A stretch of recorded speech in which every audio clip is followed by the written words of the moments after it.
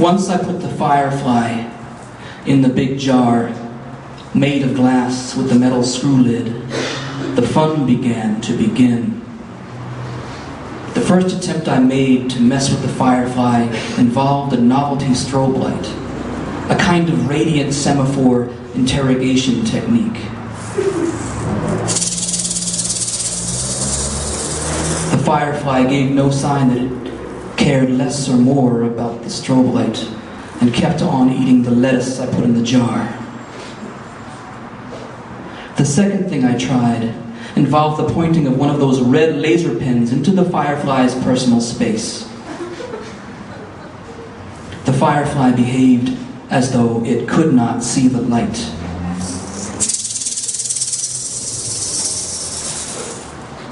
Finally, in desperation, I grabbed the nearest violin and brandished it at the jar. I quickly learned how to play it, flinging sad adagio snippets through the glass of the jar and into the firefly's face. I watched and smiled as tears rolled down the cheeks of the formerly stoic firefly.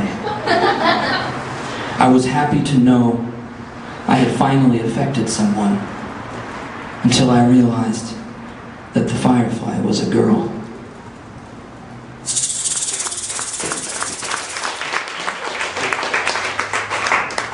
It's 1 in the morning and I'm alone in the apartment, looking out of my kitchen window, looking out at the street below, and since I'm alone, my home is so cemetery quiet it's half past awkward and a quarter to spooky.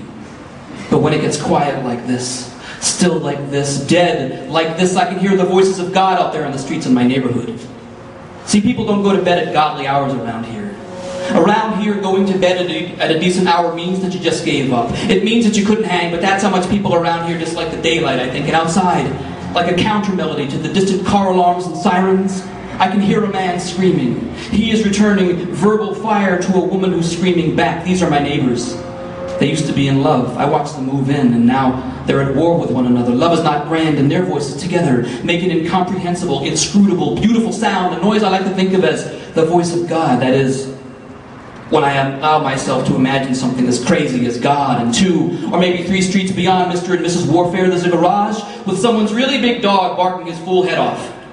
Sometimes when I hear him barking, it sounds like he's 3 dogs instead of 1.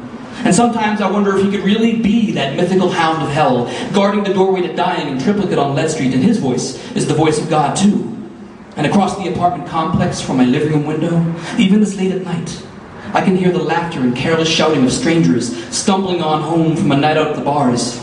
And even their voices jumbled together in a shot after shot whiskey confusion, a sonic collage blended impossibly into an echo in the back of a taxi headed for the stars. Even their intoxicated jubilation makes a kind of voice for God to speak with. I can hear them. It's a miracle.